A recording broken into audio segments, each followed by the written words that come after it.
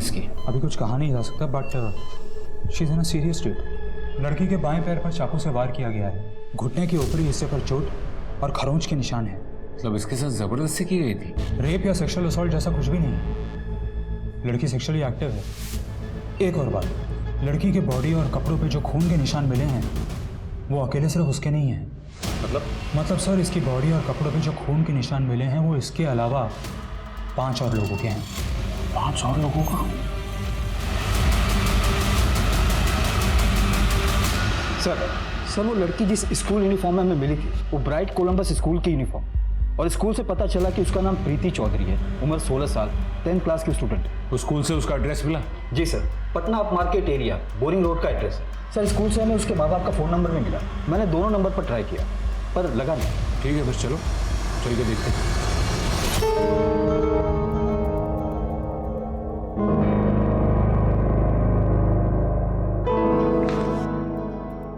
मैं go to washroom please. Question का answer लिख रखा है वहां पे, नॉर्मल क्लास नहीं है ये, टेस्ट चल रहा है। देखो बेटा, ऐसा है नकल के लिए ना अकल का जरूरत पड़ता है, तो तुम्हारे पास में है नहीं। जाओ आप जल्दी आना लेकिन।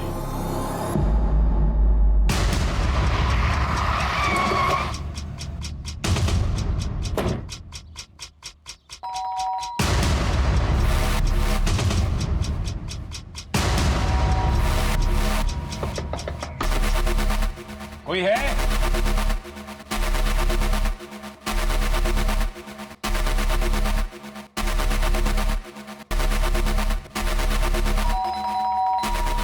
पिछला दरवाजा तोड़।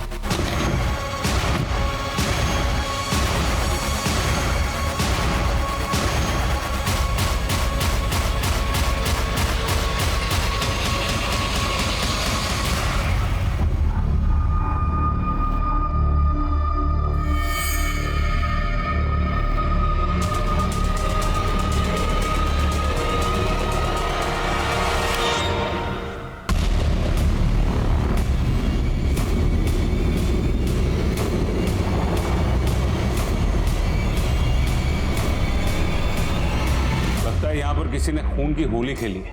फॉरेंसिक डिपार्टमेंट उनको फोन करो और उनसे कहो कि जल्द से जल्द यहाँ आ जाए। जी सर। उससे पहले हॉस्पिटल में फोन करो और उनसे कहो कि प्रीति की सिक्योरिटी बढ़ा, क्योंकि जो चाकू जो हथियार में प्रीति के पास से मिला था लगभग वैसे ही किसी चाकू से इनकी हत्या हुई है।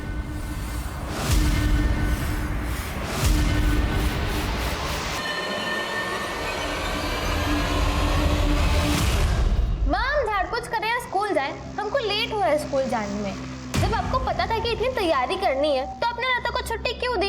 सही बोल रही प्रीति, ये घर को देखो पूरा कबाड़ खाना बना हुआ है, यहाँ तक कुर्सी में कबर तक नहीं लगे हुए। इस घर में ना कोई भी काम ठीक से नहीं होता। जरा सा काम क्या बोल दिया? तुम दोनों भाई बहन तो तब से सुनाई जा रहे हैं। एक काम कर दो, छोड़ो वो सब, मैं खुद कर लूंगी। माँ, हमारे ससुराल वाले ना अगले हफ्ते नहीं आने वाले, आज आने वाले। अकेले कैसे करोगे सब कुछ? इनफैक्ट अभी पहुंचने वाले होंगे वो लोग। मेरा तो हो गया, मैं तो जा रही हूँ स्कूल की तैयारी करने। हाँ, ये देखो मैडम को, बात तो ऐसे कर रही से कलेक्टर आज ही बन जाएंगी ये। अरे आज स्कूल नहीं जाओगे ना तो आपत नहीं मच जाएगी तुम्हारी। तो भैया टेस्ट है ना आज, इसलिए जाना है। टेस्ट नहीं होता तो मैं नहीं जाती, जरूरी है मेरा जाना। सारी जरूरी चीजें ना आज ही पूरी कर लो। यहाँ पे गेस्ट आने वाले वो तो किसी के लिए जरूरी नहीं है ना। जय, हम जानते हैं तुम आज के दिन का कितनी बेसब्री से इंतजार कर रहे हो, लेकिन इसका मतलब ये तो नहीं है कि तुम घर वालों पे ही चिल्ला। सुबह से घर सर पे उठा रखा है सबने। अरे इतना भी खुश होने की जरूरत नहीं है कि बाद में कुछ गड़बड़ हो और रोना पड़े। ऐसी बातें कर रहे हैं बाबूजी। शुभ बोलिए, नेगेटिव काहे बोल रहे हैं? आप देखिएगा सब अच्छा होगा। टाइम से आ जाएं ये लोग तो हम भी कोर्ट के लिए निकलें। एक जरूरी केस का हियरिंग है हमारा।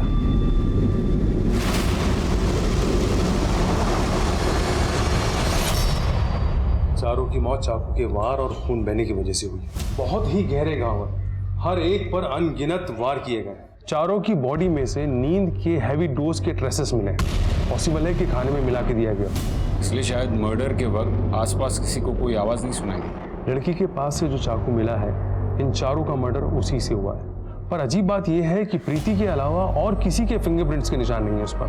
और एक और बात, प्रीति के कपड़ों पे से जो ब्लड सैंपल मिले हैं 5 लोगों के, 4 ब्लड सैंपल तो इनमें से मैच हो गए हैं, लेकिन 5वां बी नेगेटिव है। सर वो 5वां इंसान या तो विक्टिम होगा या तो खुद किलर होगा। मैंने आसपास का पूरा एरिया छान मारा, कहीं कोई डेड बॉडी नहीं मिली। हो सकता है कि वो कहीं भाग गया। सर हो सकता है ये काम प्रीति का हो, क्योंकि मर्डर वेपन उसके पास से बरामद हुआ है और सर वेपन पे उसके अलावा और किसी के भी फिंगरप्रिंट्स नहीं मिले। पॉसिबल है सर, मर्डर वाले दिन प्रीति स्कूल गई थी और क्लासरूम से बाथरूम के लिए निकली पर वापस क्लासरूम नहीं गई। वहाँ पे सिक्योरिटी गार्ड का कहना है कि प्रीति ने अपने तबीयत का खराब होने का कारण बताया और स्कूल से घर चली गई थी। और हो सकता है कि ये चोरी या डकैती का मामला हो, जिसकी प्लानिंग काफी लंबे समय से चल रही। चौधरी परिवार बहुत ही साधारण तरीके से रहता है, पर उनके पास पैसा होगा ये बात हर कोई जानता था। ये चौधरी स्वीट्स गांधी मार्केट में सबसे पुरानी मिठाइयों की दुकानों में से एक। हालांकि ऑनलाइन बिजनेस की वजह से रेटिंग कम आ रही थी, पर फिर भी पूरे परिवार की बैंक डिटेल्स चेक करो, बैंक के लॉकर्स भी चेक करो और हर एक सर्विस प्रोवाइडर से भी पूछताछ करो। देखो कहीं कुछ सस्पिशियस मिलता है तो। जी सर। और सीमा, तुम सारे हॉस्पिटल्स को अलर्ट करो। उनसे कहो कि उनके यहाँ अगर कोई बी नेगेटिव ब्लड ग्रुप का पेशेंट आता है जिसे चाकू का घाव लगा हो तो हमें तुरंत अपडेट करें। सर चौधरी परिवार पर किए गए अनगिनत चाकू के वार ये साफ साफ बताते हैं कि ये कोई छोटा मोटा चोर लुटेरा नहीं है, बल्कि कोई ऐसा इंसान है जो उस परिवार से बहुत नफरत करता है।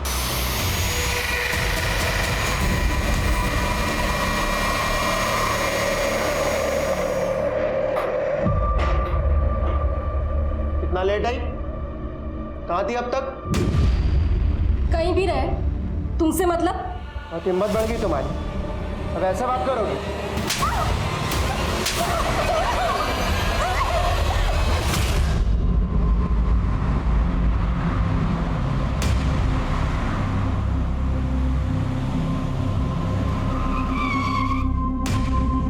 मैं हल्का होने जा रहा हूँ, तुम भी चलोगे? ठीक है।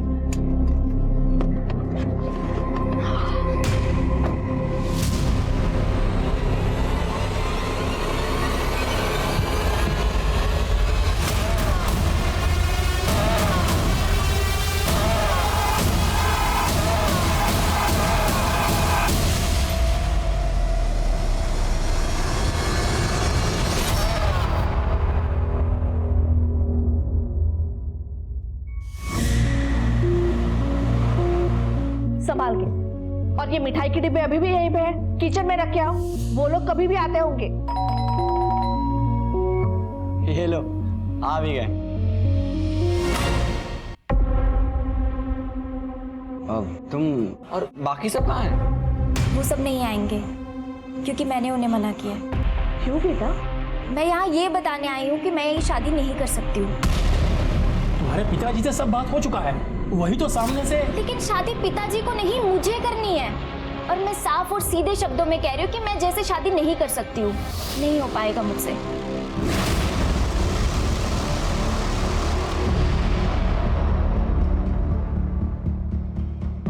सर, चौधरी फैमिली की मेड लता अपने गांव गई है, 2-4 दिन में वापस लौटेगी। बैंक स्टेटमेंट वगैरह से कुछ पता चला? सर, मर्डर के 2 दिन पहले प्रीति के दादा धर्मेंद्र चौधरी ने बैंक से 30 लाख रुपए निकाले थे और मां नम्रता चौधरी ने 1 हफ्ते पहले बैंक के लॉकर को एक्सेस भी किया था। लेकिन घर से तो कोई कैश बरामद नहीं और इस घर में कोई फोर्स एंट्री के निशान भी नहीं मिले। सर, हो सकता है कि वो कातिल इस फैमिली को अच्छे से जानता होगा और इतनी नफरत करता था, बेरहमी से अनगिनत वार करके इन चारों का मर्डर कर दिया। सर, ऐसा कौन कर सकता है? जांच में तो यही सामने आया कि धर्मेंद्र चौधरी बहुत ही अच्छे इंसान थे, मिठाई का बिजनेस करते थे और सबसे मिठाई बात करते थे। इनका कोई दुश्मन नहीं था और बहू नम्रता चौधरी साधारण गृहिणी थी। इनका कभी किसी के साथ कोई झगड़ा भी सामने नहीं आया।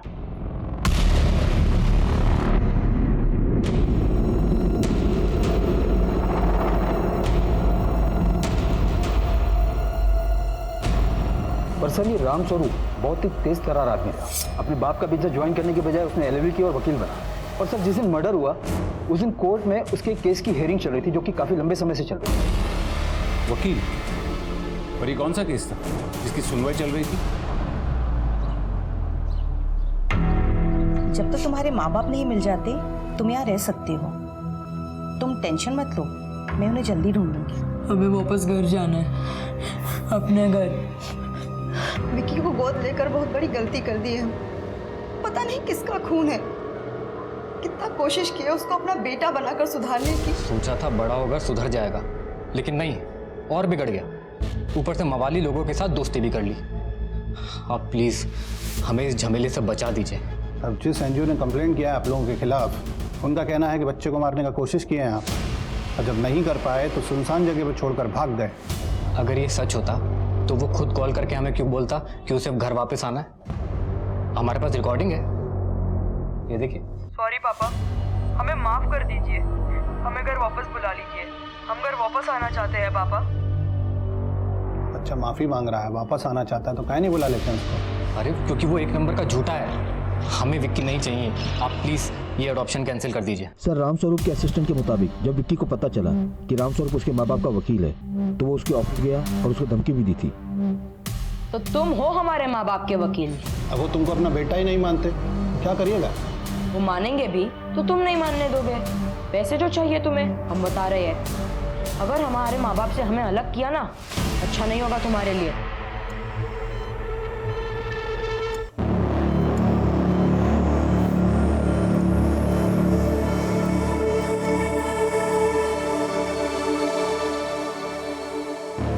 प्रीति, प्रीति ठीक हो तुम?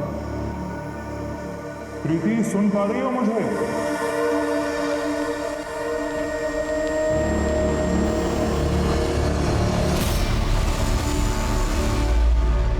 17 जून को तुम कहाँ थे? तुम्हारी मैडम ने कहा कि तुम कुछ अपने दोस्तों को मिलने गए थे। हाँ गए थे, लेकिन तो ये कि तुम जिन जिन को मिलने गए थे उन सबके नाम और नंबर्स लिखो। मैडम हमें ये विकी के ब्लड सैंपल्स चाहिए।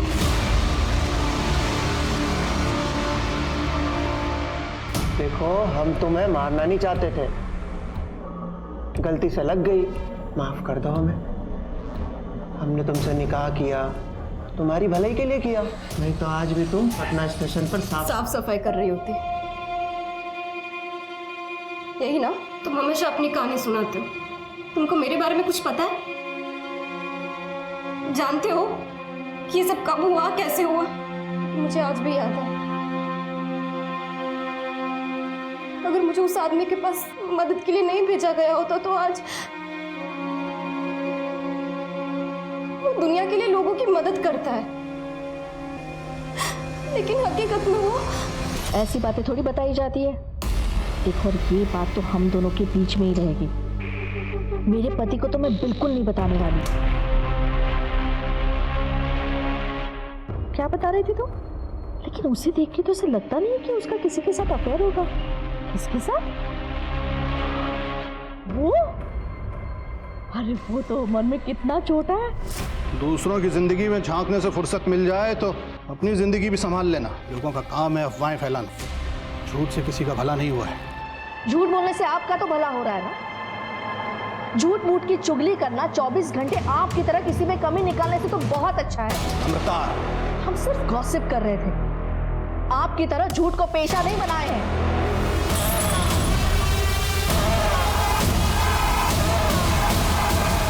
बहुत ही निचले दर्जे की स्टूडेंट थी मैडम। वो चीटिंग करेगी ये तो मालूम था, लेकिन इस हद तक गिर जाएगी वो नहीं मालूम था। पर हाँ, क्वेश्चन पेपर देखते ही वो बाथरूम के बहाने घर को निकल गई थी। इस प्रीति के बारे में और कुछ बता सकते हैं?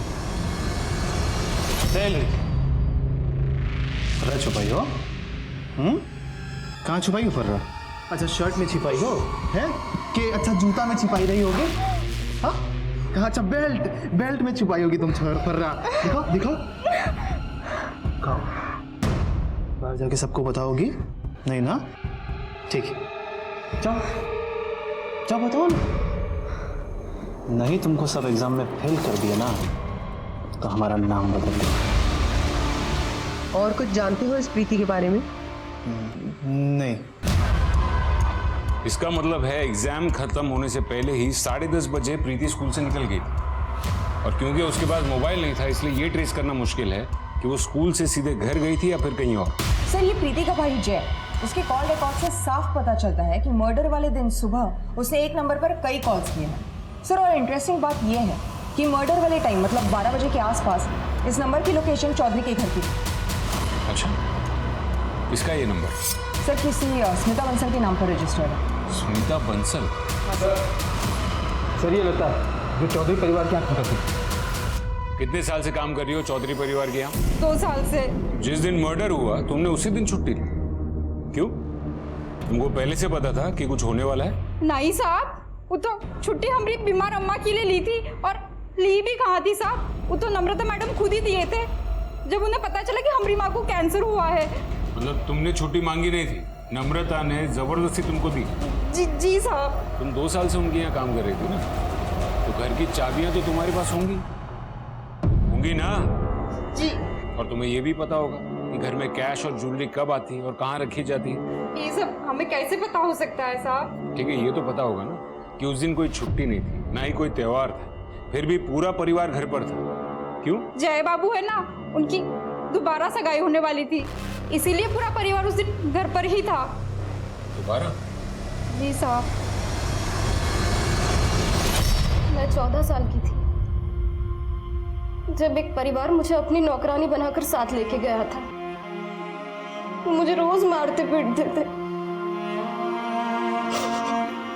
तभी किसी ने मुझे बताया कि मैं नाबालिग हूँ और एक आदमी है जो मुझे अपना हक दिलाने में मदद करेगा। मैं उस आदमी के पास पहुंच गई, लेकिन उस दरिंदे ने मेरी जिंदगी बर्बाद कर दी। तुम जो मुझे ये रोज मारते पीटते हो ना, लेकिन उस तकलीफ के सामने ये तकलीफ कुछ भी नहीं है।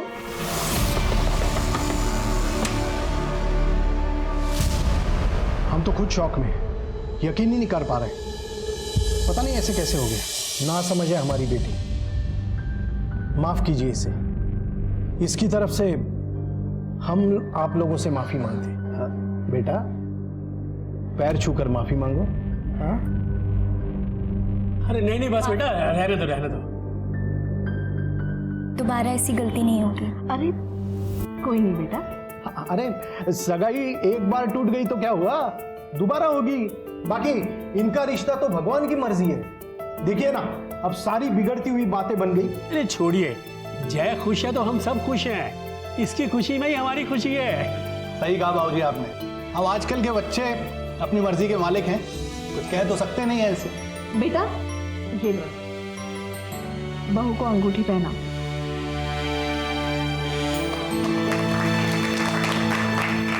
अरे बधाई हो बधाई हो। लीजिए पेस्ट्री खाइए, हमारी दुकान की है, खास तौर पर आज के लिए बनवाई है।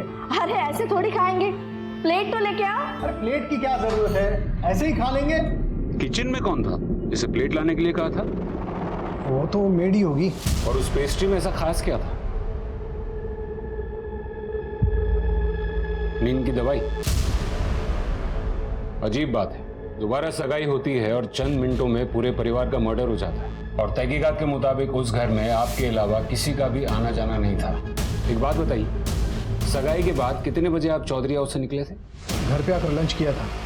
मतलब आप कह रहे हैं कि 12:30 बजे से 4 बजे के बीच आप अपने घर पे थे? कोई है जो इस बात की गवाही दे सके? आप बहुत ज्यादा कर रहे हैं इंस्पेक्टर। इसके बाद मैं आपके किसी भी सवाल का जवाब नहीं दूंगा। जवाब देना पड़ेगा, यहाँ नहीं तो पुलिस स्टेशन में। खैर आप ये बताइए कि आपने जय के साथ रिश्ता क्यों तोड़ा? वो जय मुझे पसंद नहीं था। तो फिर दोबारा सगाई क्यों की? पापा के दबाव में आकर। और आप ये रिश्ता जबरदस्ती क्यों करवाना चाहते थे? क्योंकि उनको चौधरीज की मिठाई की दुकान चाहिए थी। वो दुकान पटना के टॉप मार्केट एरिया में है ना?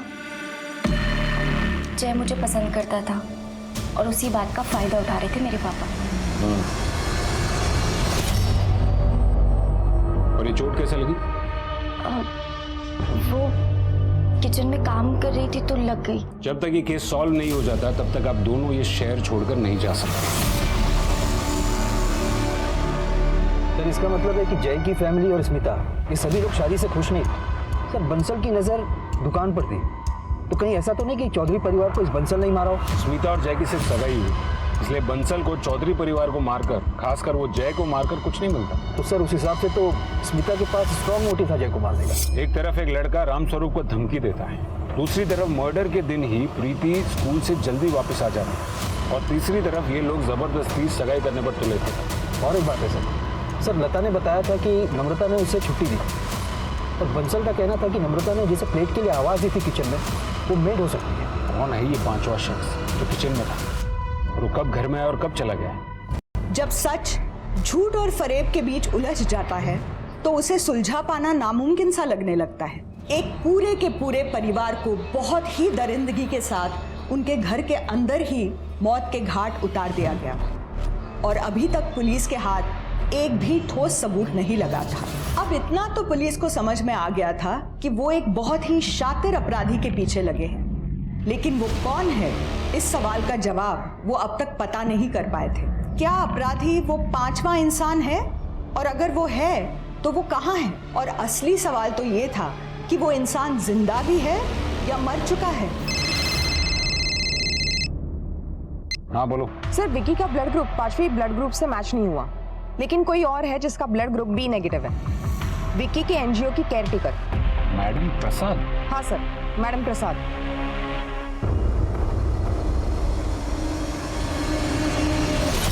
मुझे पता था तुम यहीं मिलोगी। आज स्कूल क्यों नहीं आई? तुम्हें पता है भी आज हमारे साथ क्या हुआ स्कूल में? और तुम यहाँ बैठ के हमारा मजाक उड़ा रहे हो। तुम हमारे दोस्त को कैसे कैसे कर सकते हो? अरे यार क्यों गले पड़ रही हो? और हमने कब कहा कि हम तुम्हारे दोस्त हैं? अजीब चेप लड़की आ रही है।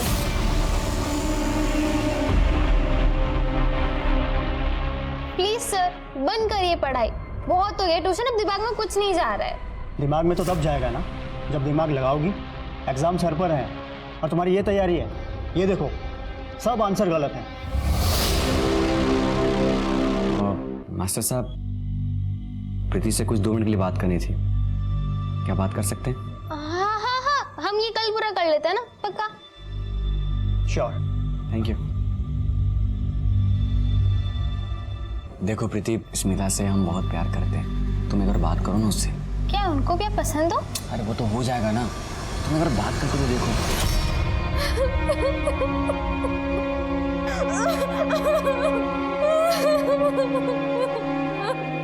हम समझते हैं कि भैया आपके मुकाबले दिखने में तो खास नहीं, पर वो बहुत अच्छे हैं और वो आपसे प्यार भी बहुत करते हैं। हम आपके जितने अमीर तो नहीं है, पर हमारे पास एक स्वीट की दुकान है गांधी मैदान एरिया में, वो बहुत अच्छी चल रही है। और भैया ने तो बिजनेस एक्सपांड करने का भी सोचा है आप दोनों के फ्यूचर के लिए। वो सच में आपसे बहुत प्यार करते हैं, पर आप एक बार भैया से मिलो, उनसे बात करो ना प्लीज। देखते हैं। ओके।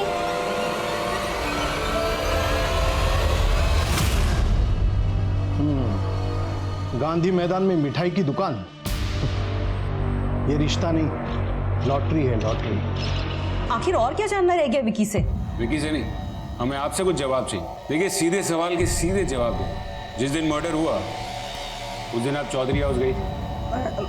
नहीं, पर आप ये क्यों पूछ रहे हैं? क्योंकि मैम आपका ब्लड ग्रुप बी नेगेटिव है। आपके शरीर पर कहीं चोट के या घाव के निशान है? नहीं है, आप चाहें तो चेक कर सकती हैं। मैंने कहा ना, आप लोगों को जरूर कुछ गलतफहमी हुई है। चलिए ना, आप हमारी गलतफहमी दूर कर दीजिए। चलिए बताइए, राम स्वरूप जी के साथ आपका सिर्फ प्रोफेशनल इंटरेस्ट है या फिर कोई और रिश्ता भी है?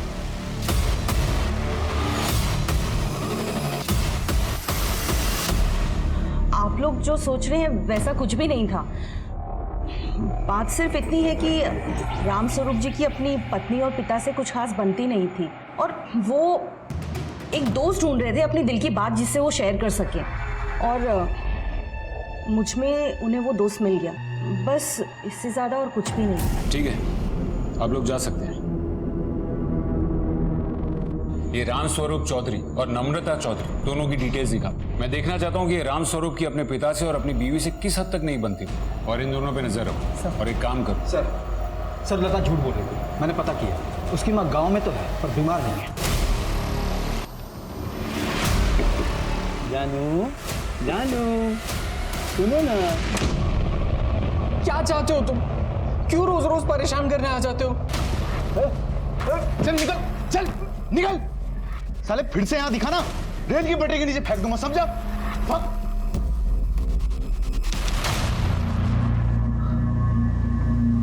टेंशन मत ले। हम सच कह रहे हैं, हमने कुछ नहीं किया है साहब। तुम्हारी अम्मा को कौन सी बीमारी हुई थी? सब टीबी था। टीबी? सीमा, पिछली बार इसकी अम्मा को कैंसर हुआ था। एक काम करो सीमा, इसको अंदर करो, इसको आराम से सोचने दो। चलो सब वो बीमारी का बहाना तो इसलिए किया था कि हमको कौन झमेले में नहीं पड़ना था। सब झमेले में तो तुम पड़ चुकी हो, बहुत बड़े झमेले। लेके जाओ इसको अंदर। नहीं साहब, गलती होगी साहब, माफ कर दीजिए साहब। नहीं मैडम, माफ कर दीजिए।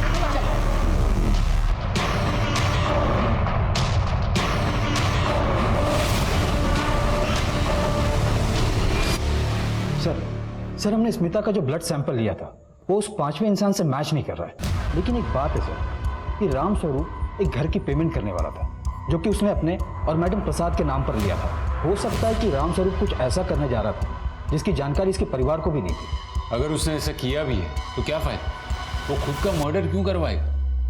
उसका कोई बात नहीं बन रही है। सर, हो सकता है कि राम स्वरूप की पत्नी को उसका पता चल गया हो और उसने मेड लता को छुट्टी दे दी और गुस्से में आकर उसने अपने पूरे परिवार को मारने का प्लान बनाया। ये हो सकता है। धोखा खाई हुई औरत का गुस्सा बहुत बुरा होता है। शायद उसी ने एक बी नेगेटिव ब्लड ग्रुप वाले बंदे को हायर किया होगा अपना काम करवाने के लिए। पॉइंट है सर। लेकिन मिश्रा, फिर से सवाल वही, वो खुद का मर्डर क्यों करवाएगा? और यहाँ पर कोई एक्सीडेंटल मर्डर का भी मामला नहीं, क्योंकि मर्डर मल्टीपल स्टैब से हुआ और ऐसा कोई तब भी करता है जब वो गुस्से में होता है। सर बोरिंग रोड से एक रिक्शा वाले ने एक लड़की के बारे में इंफॉर्मेशन दी है। सर, जिस दिन मर्डर हुआ उस दिन दोपहर 3:30 बजे रिक्शा वाले ने उस लड़की को बोरिंग रोड से पिक किया था। सर, रिक्शा वाले का कहना है कि लड़की घायल थी और पसीने से लथपथ थी। सर, रिक्शा वाले ने उस लड़की को पटना जंक्शन पे ड्रॉप किया था। सर, हमने रिक्शा वाले को स्केच आर्टिस्ट के पास भेजा। जल्दी हमारे पास उस लड़की का चेहरा होगा। और एक बात है सर, मर्डर वाले दिन चौधरी हाउस के आसपास जितने भी फ़ोन नंबर एक्टिव थे उसमें विक्की का नंबर नहीं था, लेकिन मैडम प्रसाद का नंबर 10 मिनट तक एक्टिव था उस एरिया में। इसके अलावा 2 और भी नंबर एक्टिव थे वहाँ। इसके ये नंबर, ये प्रीति मर्डर से पहले लास्ट रोहन और किरण को मिली थी ना? दोनों ही अपने बयान पर अड़े रहे। चौधरी परिवार हत्याकांड केस अब एक डेड एंड पर पहुंच चुका था। सर, उस रिक्शा वाले ने जिस लड़की का स्केच बनवाया है उस लड़की को पटना जंक्शन पे कुछ लोगों ने पहचाना है। सर, उसका नाम जोया खातून है।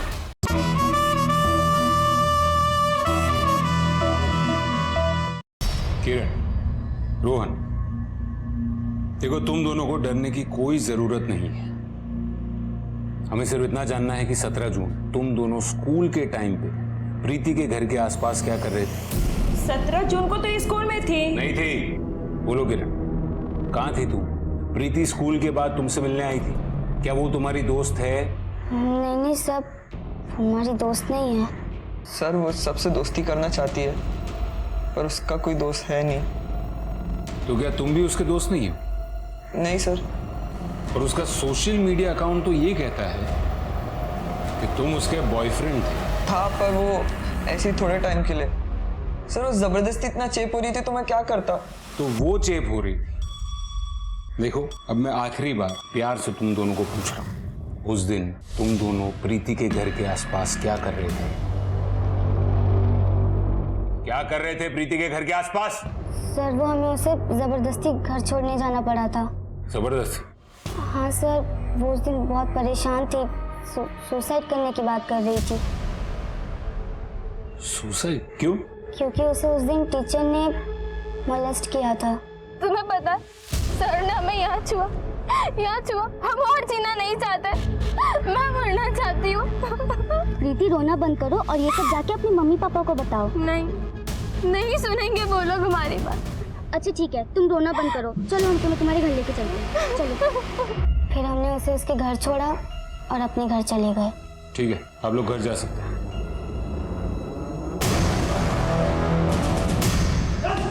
सर, हमने कुछ नहीं किया सर। अरे सर, हमारी बात तो सुनिए सर, उस रिक्शा वाले ने जिस लड़की का स्केच बनवाया है उस लड़की को पटना जंक्शन पे कुछ लोगों ने पहचाना है। सर, उसका नाम जोया खातून है और जुवेनाइल अपराधी के रूप में उसका पुलिस रिकॉर्ड भी है।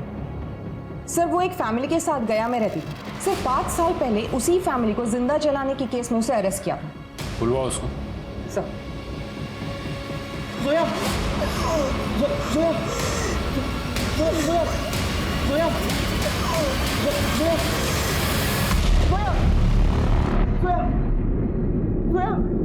उठो। Sir, ambulance बुलवाओ। सर, मुझे कहाँ ले जा रहे हैं? सर, जा सकती हो, जाओ। बहुत बहुत धन्यवाद बहन जी। चलो। 40 साल का है तू, और तेरी बीवी जोया 18 साल की, और तुझे नहीं पता कि वो क्या करती थी?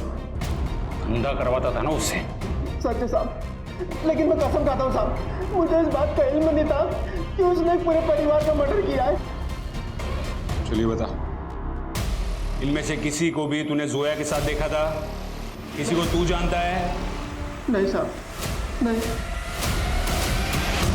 या तो ये असलम बहुत अच्छा एक्टर है या फिर वाकई में उसे कुछ नहीं पता। ये जोया की बॉडी पर जो चाकू के घाव मिले उससे एक बात तो कंफर्म हो जाती है, उस दिन किचन में जोया ही।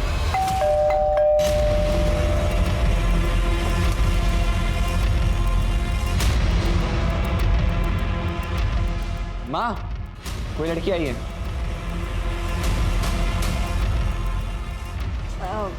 नमस्ते। नमस्ते, बोलो।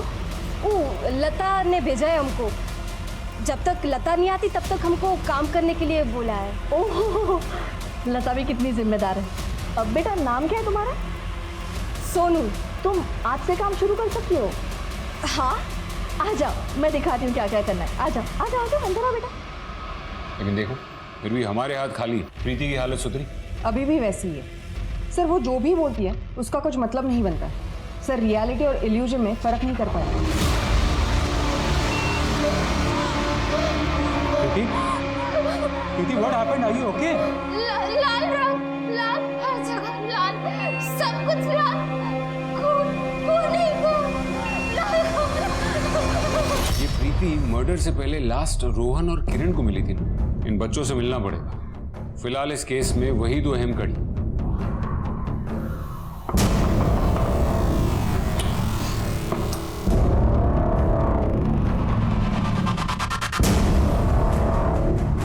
अच्छा, तुम दोनों यही मिल गए? सर हम लोग तो म्यूजिक सुन रहे थे।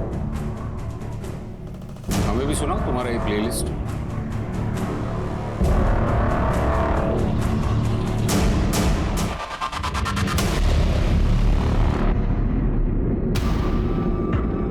अच्छा होगा कि तुम दोनों अपने माँ बाप को बुला लो। हम एक बार फिर से तुमसे पूछ रहे हैं, उस दिन प्रीति को छोड़ने गए थे तब क्या हुआ था? तुम प्रीति को घर के बाहर छोड़कर ही चले गए थे? नहीं सर, हम उसके घर गए थे सर। उसने हमें थोड़ी देर के लिए रुकने के लिए कहा, तो हम कुछ आधा घंटे वहाँ थे। हम सब ने मिलकर म्यूजिक सुना। मतलब उसी दौरान तुम्हारे हेडफोन का स्पंज वहाँ गिर गया? फिर पता नहीं अचानक से उसे क्या हुआ। उसने हमसे कहा कि उसके घर मेहमान आए हुए हैं और उन्हें उनसे मिलना है, इसलिए हमें घर जाना होगा, तो हम आ गए। झूठ! तुम वहां से गए नहीं, वहीं रुके और एक के बाद एक सबका मर्डर कर दिया। नहीं सर, सर हमने ऐसा कुछ नहीं किया। कुछ नहीं किया तो ये बात हमसे उस दिन छुपाई क्यों? सर क्योंकि हम डर गए थे उसकी फैमिली के मर्डर के बारे में सुन के, इसलिए वो बात हमने आपसे छुपाई सर। पुलिस ने किरण और रोहन दोनों से सख्ती से पूछताछ की, पर दोनों ही अपने बयान पर अड़े रहे। चौधरी परिवार हत्याकांड केस अब एक डेड एंड पर पहुंच चुका था। हत्याकांड को लगभग 6 महीने गुजर चुके थे। प्रीति की हालत सुधरने पर उसको भी हॉस्पिटल से डिस्चार्ज कर दिया गया था।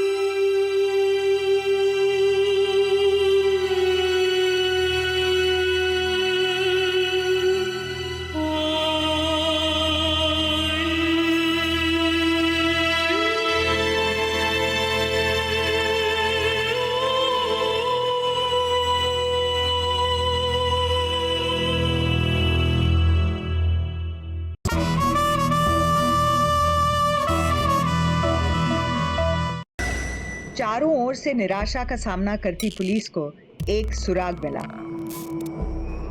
स्कूल बन जाएंगे। जयराम जी के साथ मुफ्त की चाय पीने आए हो या फिर कोई खबर लाए हो? वो पंचनाथ बस्ती है ना, सब नई शक्ल के लड़के आते हैं आजकल उधर। दिन रात लाइट बुझा के न जाने क्या गुपचुप काम करते रहते हैं। हाँ देख लेंगे। और कुछ? और हाँ, वो 2 गे लड़के लगता है रातों रात नोट छापने की मशीन लगाए हैं। जूते, कपड़े, मोबाइल सब एक नंबर का माल लेके बस्ती में घूमते रहते हैं। हाँ तो जुए में जीते होंगे। जुआ खेलने के लिए तो पैसे चाहिए होते हैं ना। अरे एक तो साला दिहाड़ी मजदूर है और दूसरा 6 महीने पहले तक एक मिठाई की दुकान चौधरी स्वीट्स पे काम करता है। चौधरी स्वीट्स? तो मार मार के तेरी चमड़ी उधेड़ दूंगा। हमने कुछ नहीं किया साहब, हमें छोड़ दो साहब। तुम दोनों ने कुछ नहीं किया। तू एक मिठाई की दुकान में मामूली नौकरी करने वाला लड़का और तू एक दिहाड़ी मजदूर। फिर भी तुम दोनों के पास रातों रात इतने सारे पैसे कहां से? तुमको पता है कि धर्मेंद्र चौधरी के यहाँ जो डकैती हो, जो मर्डर हुए, वो तुम दोनों ने करवाए। तुम दोनों में से किसका आइडिया था? हम बस मिडिलमैन हैं। हमने बस जोया से पैसे उठाए थे। बस हम बस इतना जानते कि उस दिन जोया उस घर में नींद की दवाई लेकर गई थी।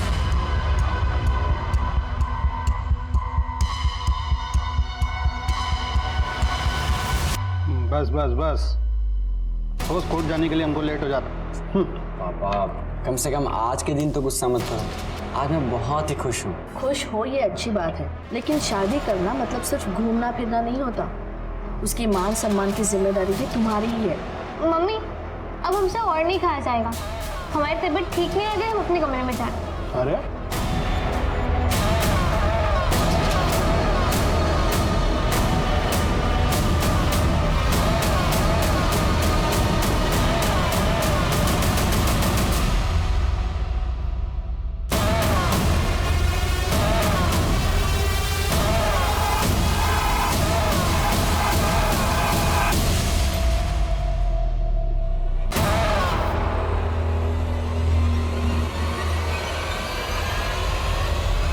मुझे बताओ कि इस पूरे प्लानिंग का मास्टरमाइंड कौन था? कहा नहीं थे, 2 लोग थे साहब, लेकिन हम बस एक को ही जानते, जो मिठाई की दुकान पर आया था। उसे कोई लड़की चाहिए थी जो उसकी मदद कर दी, इसलिए हमने उसे जोया से मिलवाया था। साहब हम सच कह रहे हैं, हम आज तक नहीं जानते वो किस दूसरे बंदे की बात कर रहा था जो जोया का साथ देने वाला था। सर हम तो शुरू से कह रहे हैं कि हमने कुछ नहीं किया है। फिलहाल हम वो नहीं, कुछ और जानने आए। स्कूल के लेडीज टॉयलेट के बाहर एग्जैक्टली क्या हुआ था? क्या फर्रा छुपाई हो? कहाँ छुपाई हो फर्रा? बताओ। अरे बताओ। सॉरी, गर्ल्स वॉशरूम में आप अंदर नहीं आ सकते। सर आप समझ रहे हैं आपको कितना भारी पड़ सकता है ये? हम बाहर जाकर सबको बता देंगे कि आप हमको मॉलेस्ट कर रहे थे। अच्छा, तो हम भी देखते हैं कि तुम कौन से पेपर में पास होती। अगर समझौते से किया जाए तो सब कुछ सही हो सकता है, पर इसके बदले आपको हमको हर पेपर में पास करना होगा।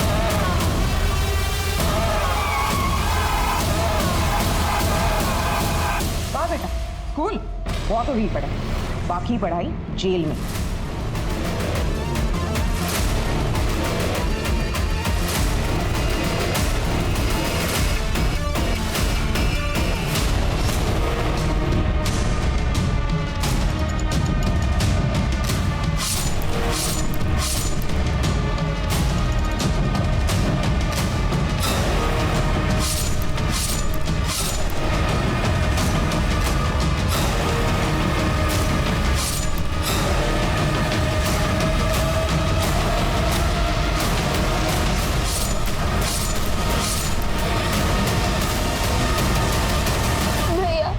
हमें आपसे पूरा उम्मीद था, स्मिता के वक्त भी हमने आपका पूरा साथ दिया था। अगर आप भी देते तो आज ये सब ना होता। लाओ चाकू हमको दो, अब हम तुमको ना कट मारेंगे ताकि ये सब असली लगेगा। अरे हमें मारोगी? तुमको हम कट नहीं मारेंगे तो पुलिस को पहला शक तुम पर जाएगा। अरे नहीं नहीं नहीं, नहीं छोड़ो, नहीं नहीं नहीं, हमने तुमको मना किया था ना हमको मत मारना, अब हम तुमको छोड़ेंगे नहीं। क्या कर? छोड़, तुम समझ का ही नहीं रही हो। पागल हो गई हो क्या? उसने कहा था कि हम सिर्फ 16 साल के, और अगर हम पकड़े भी गए तो हमें जेल नहीं होगी। क्यों मारा तुमने अपने परिवार को? वो तुम्हें टॉर्चर करते थे, परेशान करते थे। हमारे घर में ना सब लोग खाली प्यार मोहब्बत की बातें करते थे, कोई नहीं समझता था प्यार को। सब कौन? एग्जाम सर पर है और तुम्हारी ये तैयारी है, ये देखो सब आंसर गलत हैं।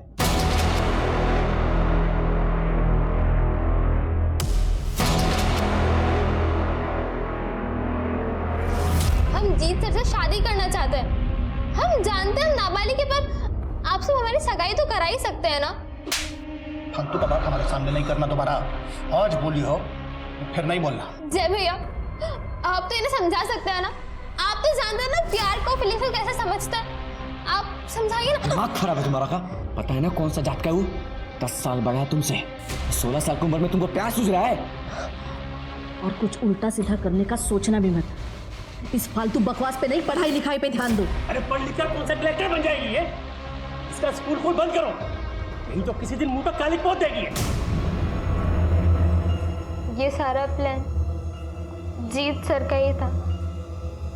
उन्हीं के कहने पे मैंने अपने परिवार को